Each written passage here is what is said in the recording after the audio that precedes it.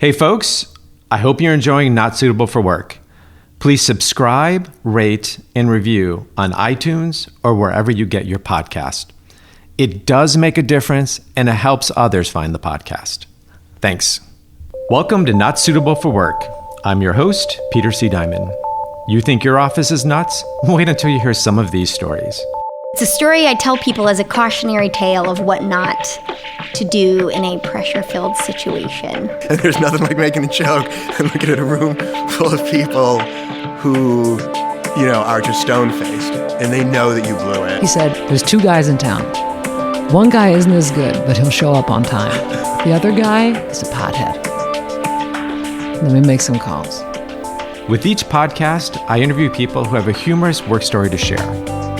Along the way, I'll offer advice to help you make sense of your own office nonsense. Don't worry, no careers were harmed in making Not Suitable for Work.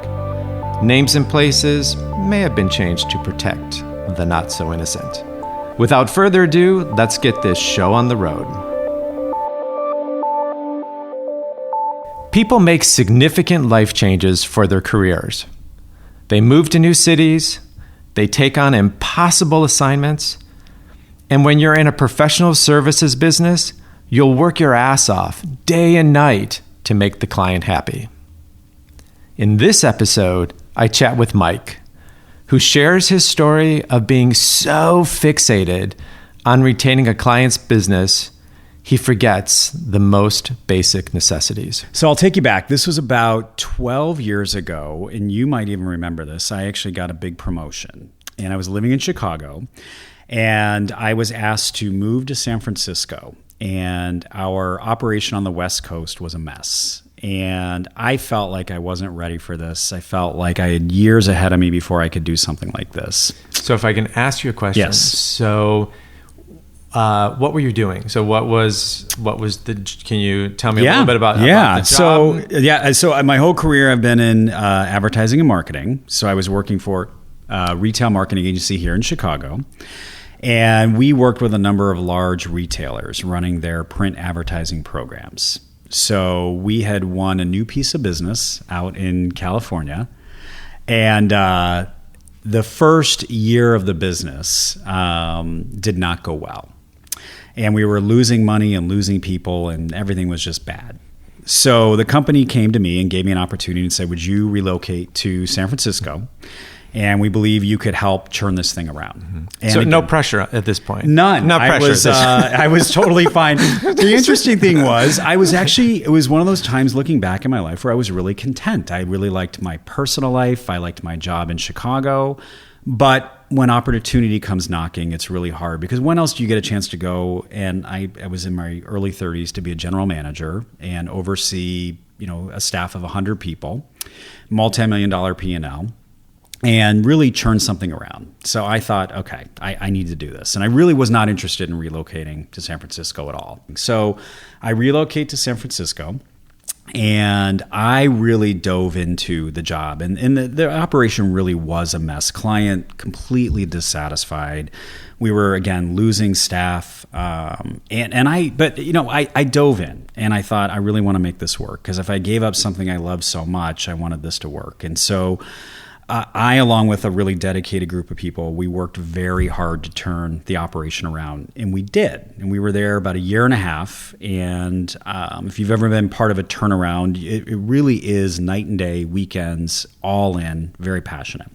So a year and a half in, the numbers are looking really good. My senior management was really thrilled. I'm starting to get kind of not really into San Francisco, but I'm getting comfortable. So you're turning the corner a little bit on San Francisco. I was starting to turn the corner, and I thought, this is, and I was also seeing where my career was going, and I thought, okay, next step, obviously president of Google, Amazon, of course, easily, right? It's just kind of like I turned this operation around. Yeah, the phone should be ringing any minute now for my next opportunity, with just boatloads of money being parked out in front of my apartment. Exactly. Yeah, so while I was waiting for those calls, there was another call that came in that basically said, we're putting the account up for review. So the entire operation was basically based around one large client and several other smaller And can clients. I ask you, so now at this point, how long have you been there? Year and a half. So you've been there for a year and a half. Yeah. And how long has this client been a client for? About almost 2.5 years at that point. All right. So it's still a relatively new client, but you've been out there and you've turned this thing. Yeah, I did, along with had a very dedicated staff of people. So you're being very humble and kind. Well, okay, so yeah, I did it all. No, I didn't. And so, at this point, I'm in it, and I've built my life around this. And this call comes and says, we're going to put the account up for review. And so my first response was just anger. I thought, I can't believe this is happening. And my second response is, well, we're not losing this thing. So we were invited as the incumbent. And a lot of it came from, originally not starting off so well. And so they never really got past that. And even though things were going well and their sales were up and we were delivering and things were going really well. So my anger was what was really driving me. And it was like, I'm not losing this piece of business. So I thought, I'm going to put even more into winning this pitch than I put into turning the business around. And so I was hyper neurotic about every single detail. And which is not unlikely, I think, in any new business pitch, as there's a lot of effort that goes into winning new business because you're in front of a client. Now, and there's a lot of people put a lot of money. They put a lot of money. They put a lot of effort. Yes. But you mentioned anger. Yeah. And I think I'm sure we'll talk a little bit how that kind of manifests itself and showed up. But I think that is one of those emotions that is a great motivator. Yes. But there also can be some downsides. And we'll get to that in a minute. Okay. Yeah. So, it was a good driver, but it was so personal for me because I'd gotten to know, the team really well. And then I would call back to Chicago and there Facebook wasn't really big at the time, but I would hear of all the fun everyone was having in Chicago. And here I was in San Francisco. And even though I was starting to think like, okay, I can make this work, I was really, I was angry because I felt like I was giving up so much of the life that I loved. And, so, it was not a quick lead time before the actual pitch. And it was interesting to pitch as the incumbent. Most of the pitches I had been part of were for a new business. So this is one where how do you go in and really dazzle people when they're basically saying, we don't like the work you've been doing? And so in the back of your head, you're thinking, we're not going to win this anyway. But then having been part of big agencies before, I thought there's a way we can win this. So my thought was to just put all in, and I did not want to overlook one detail. So there was the pitch and the presentation. And then in myself, I felt like I had to be near perfect in this. And so I would go in and I would look at the conference room and I would check the lighting, and I even checked the light bulbs because I had a boss once in a meeting where a light bulb popped and he got mad because he said, you should have checked all the light bulbs. And I thought, okay, that's ridiculous, but okay. So I literally, I coordinated my clothes for what I thought would look best, what I thought people would respond to. And then there's the typical pitch stuff, and I think you might be aware too. There's presentations, and so there's every detail. You don't want to miss anything. And then the weekend before the pitch, I had completely cleared my calendar, which was not hard because I literally had no life in San Francisco, but I cleared everything and I mapped out every single moment and minute of my weekend. And I, down to what I was going to eat because I didn't want to have any issues or stomach aches or anything. There was nothing I was going to forget. And then I planned my Sunday that I was going to practice the pitch in my apartment, and I was even going to have a dress rehearsal. So Sunday rolls around, and I went through it, and then I literally put on all my clothes that I was going to wear. And the next day was completely. And you're doing this as your own dress rehearsal of one. At this point, yes. Were you also kind of acting out other people in their roles, or there was a little of that too? Okay. Yeah, there was a little of that too. So there was a little bit of creating the perfect scenario that I thought in my mind. So, and then this was actually on a Sunday, and the pitch was on a Monday. And I had planned out that I'm going to get up Monday morning, and this is exactly what I'm going to eat. And I looked at the weather, I accounted in my timing for driving, and I had enough time to go get a workout because I thought I've got to get a workout in before because this is going to really motivate me. Monday morning. So everything went as planned. and things were going well. And there was, of course, I was nervous because it's a pitch. And there was a lot riding on this. Not my own anger and my own ego, which was a big part of it. But also we had 100 people and their livelihoods were dependent on this. So I really wanted to take this seriously. And so get up Monday morning. Everything's going according to plan. I go to the gym. And I get on the treadmill, and according to schedule, I was going to run exactly 4.5 miles. Not any over, not any under. And why is this a magic number for some reason? It all added up to the perfect pitch. Okay. Everything So this was mattered. like the perfect amount of miles for you to feel optimal. Exactly. So everything was kind of getting this optimal state. Yeah, this was before there was data-driven marketing. So I was using data that I thought worked. So I was a pioneer in that as well, as you know. Yeah. In the old days, it was called, gut and intuition. Yeah, and then in the older days, it was hyper neuroses, which is still with me today. So I go. I'm on the treadmill. I am running like no one's ever run before. It was a little bit, I was thinking of that movie Spanglish. Do you remember that with Téa Leoni? And she was just running so fast and beating everybody. And I was intense and I was growling at people and nothing's going to get in my way. I go, I'm finished with my workout. And then I go and I take a shower. And I come back and I'm ready to change into my work clothes and I'm pulling everything out. And I realize I forgot to pack clean underwear. And the first thing that goes through my mind is I'm going to stand in front of a room full of people as, with nothing between me and them except for a very nice, like freshly ironed pants. Mm-hmm. And so let me tell you a little bit about men. Okay. So I don't know, there's a little bit of, men, in my opinion, technically don't want to get in front of a room full of people with nothing in between because sure there'd be a shift in temperature. Things might happen. And so at this point, I am starting to panic because I'm looking at the time and I thought I don't have enough time to go get underwear. Mm-hmm. I really can't be in front of people without any underwear, and I am just starting to panic. And so like commando is really not an option for you at this point. I didn't think so, only because I just, there was going to be a lot of walking around and a lot of movement, and I just, I thought, any sort of stimulation of the pants or it's just I was imagining because again I thought through everything except for the fact of wearing underwear. Well, and it's it's easier with jeans. Yeah. Right. So jeans, but dress pants is a little it's tricky. Yeah. This is a pitch, and I think I think Peter just remember this is a pitch. We're trying to save this business.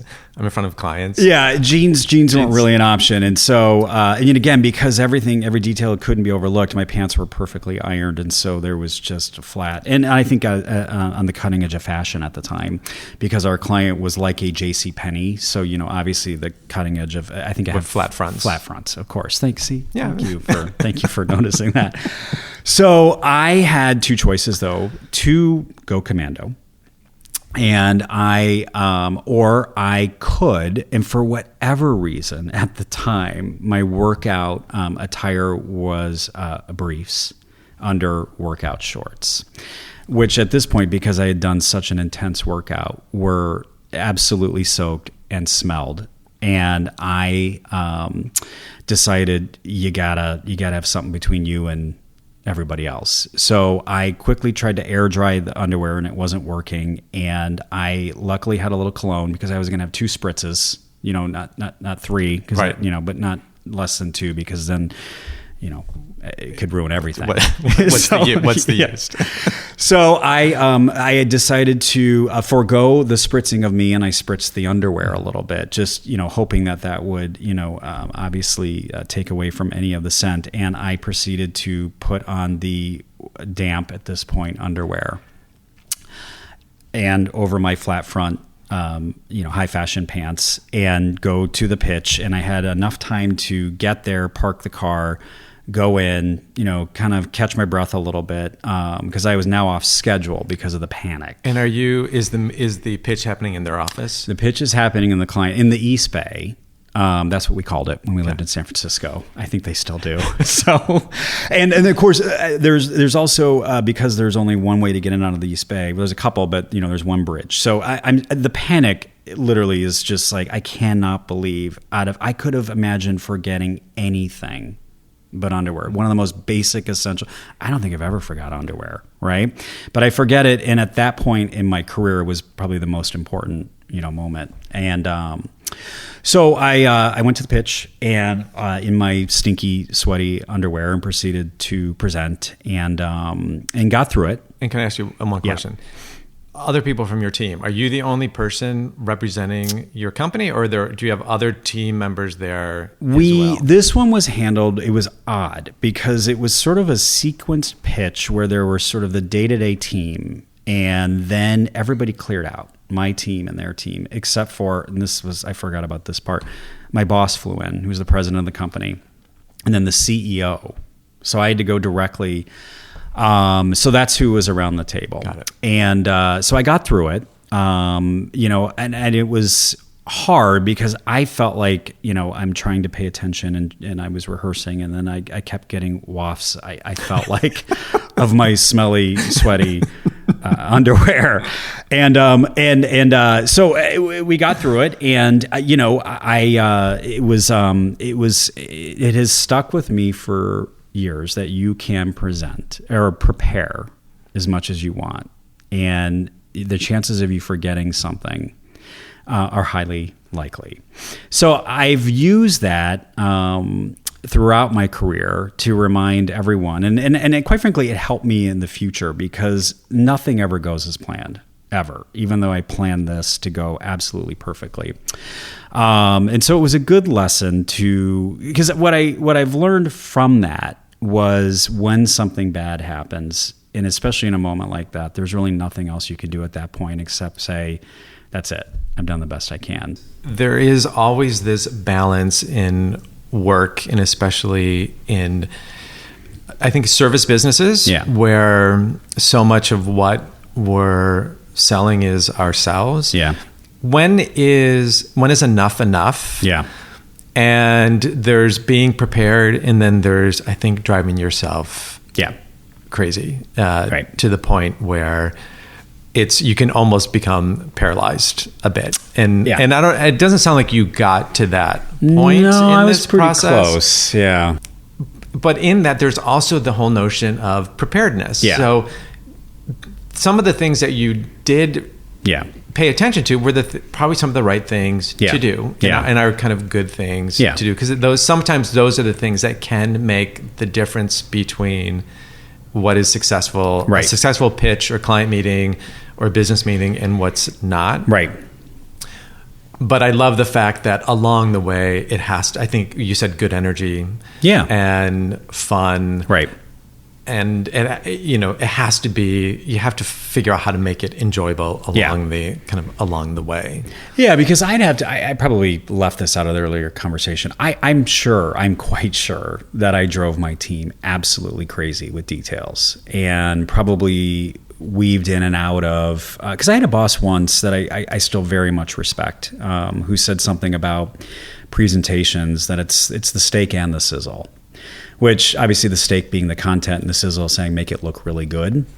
And I've always really appreciated that because I think it is important to look at it. I remember at the time, what I think it really was is my ego was really driving it. And again, it was really important to me that we maintain the business. And most of the folks that, I'd say almost all of them that were going to work for us would most likely have a job somewhere else. So it wasn't like if I failed, 100 people were out of work. But I think it was the ego and the winning and the look what I gave up for this that I think really got in the way as well. And so I've tried to remember that. Certainly have made mistakes along the way, but I have tried to go back to that situation, to remember that don't let my ego get in the way, because if you do and you don't focus on the smallest details and you're just focusing on winning, you may miss something else. We've heard that in some of the other episodes, and it's interesting because I think it's one of those that you need it, because I think you need some of that ego and ambition to to Yeah. drive, so Yeah. you have that drive. Yeah. But how do you know where that tipping point is? Yeah. To not really kind of lose your mind or lose your perspective or lose your sense of humor. So I'd say based on that experience, what I've learned, and I have used this, is when things start literally, to your point, tipping, when you can feel it either mentally or physically, when you can, and for me, it's also when I start veering off track from what the goal is. So, and where do you say, just like, where do you feel it physically? I do this thing called, I do a heat map when I do different workshops around stress. Yeah. So I ask people, like, where's your heat map? Like, where do you feel that? So where do you feel that for you? And I can answer that perfectly. It's literally between my chest and stomach, right in the middle. Really? Yeah, I can feel it, and at times I think, I'm getting a little older, so I thought, is it a heart attack? Could be, but I can definitely feel it, and sometimes I'm better at it, and other times I'm not. I mean, in bigger situations where there's one key deliverable, I really will listen to it. Because I think at the end of the day, in something like a presentation, something like a pitch, you do have to put your best foot forward and you do have to prepare. But there are so many factors that go into it. And I was so focused on making sure that in that moment, everything was perfect. And really, and again, what it ultimately came down to was money. And so in any other situations I've been in now, especially with work related, I try and listen to that little area. And when it's heating up and doesn't feel right, that's when I'll start to back off. Right. And what do you do? Is there something you do then to kind of push that away? So what would be your tip of how you get yourself out of that? I've actually started meditating. I can go into a quiet place and take a few minutes and sort of feel the surroundings around me. And I've taken some lessons on meditating. And the other thing that I try and do, and I do try and bring it back to humor, is try and, think about, what's the worst thing that can happen? Life is bigger than this. And I'm being sincere. I do go back to that moment a lot. And it is kind of funny because they always say when you present, if you're nervous, you should imagine everyone else in their underwear. Well, I was the one just not in underwear. So I try and come back to the other thing is I just want to try and enjoy as much as I can these situations. So, yeah. I think that's a great way to end this. Mike, it's been an absolute pleasure having you on Not Suitable for Work. Thank you. This is fun. I can relate to Mike's story. I put a lot of pressure on myself to dot every I and to cross every T. While I never faced the decision on whether or not to go commando for a client meeting, I have a strong inner critic who constantly whispers in my ear the need to be perfect in what I do and how I present myself. While that inner critic keeps me from going completely off the rails, it prevents me from taking risks in areas where I might fail. The idea for this podcast was in my head for 2 years. And my inner critic was working overtime, convincing me with 101 reasons why it wasn't a good idea. And I believed him until I heard another voice. Yes, I hear voices that said I need to be bold, have fun, and not worry. If I don't do this now, when am I going to do it? The next day, I put pen to paper and began to make this podcast a reality. I still have to battle my inner critic, but now I have an inner voice that keeps me focused on being bold and having fun, just like Mike, and reminds me to always pack an extra pair of briefs. If you want more Not Suitable for Work or have a work story to share, be sure to follow us on Facebook at Not Suitable for Work. You can find our podcast on iTunes, Spotify, YouTube, Stitcher, SoundCloud, Google Play, or wherever you find your podcast. I'm Peter C. Diamond. You can follow me on Twitter at Peter C. Diamond. Not Suitable for Work is produced by Matt Cunningham at Truthful Enthusiasm. Get your story online with truthfulenthusiasm.com. Until next time,